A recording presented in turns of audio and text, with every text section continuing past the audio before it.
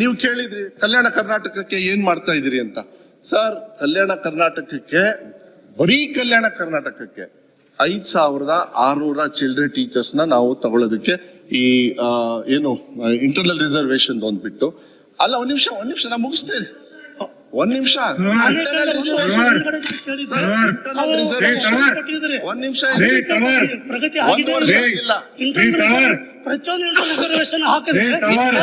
ನಿಮ್ಮ ಮಾಹಿತಿ ತಪ್ಪು. ನಾನು ಹೇಳ್ತೇನೆ ಮಾನ್ಯ ಅಧ್ಯಕ್ಷ, ಅವ್ರ ಮಾಹಿತಿ ತಪ್ಪು. ಯಾಕೆಂದ್ರೆ ಫೆಬ್ರವರಿಯಲ್ಲಿ ಕ್ಯಾಬಿನೆಟ್ ಮೀಟಿಂಗ್ ನಡೀತು ಕಲಬುರಗಿಯಲ್ಲಿ. ಆ ಸಂದರ್ಭದಲ್ಲಿ 80% ಯಾವ್ದಾದ್ರು ಖಾಲಿ ಹುದ್ದೆ ಇದೆ ನನ್ನ ಇಲಾಖೆಯಲ್ಲಿ ಮತ್ತೆ ಎಲ್ಲಾ ಇಲಾಖೆಯಲ್ಲೂ ಮಾಡ್ಬೇಕು ಅಂದ್ರು. ಅದು ಈ ಫೆಬ್ರವರಿ.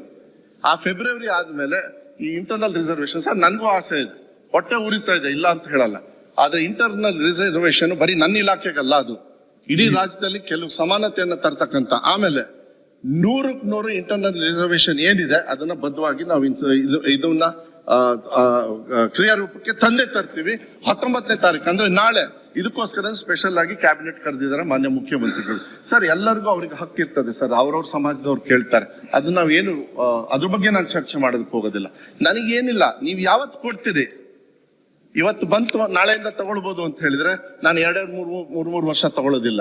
ನನ್ನ ಪ್ರಕಾರ 3 ರಿಂದ 4 ತಿಂಗಳು ಹೈಯೆಸ್ಟ್ ಅಲ್ಲಿ ನಾನು ರಿಕ್ರೂಟ್ಮೆಂಟ್ ಮಾಡಿ ಮಕ್ಕಳಿಗೆ ಪಾಠ ಹೇಳ್ಕೊಡ್ತಕ್ಕಂಥ ವ್ಯವಸ್ಥೆನ 100% ನಾವು ಮಾಡೇ ಮಾಡ್ತೀವಿ ನಮ್ಮ ಸರ್ಕಾರದಿಂದ ಸರ್, ಹಿಂದೆ ಹೋಗೋದಿಲ್ಲ.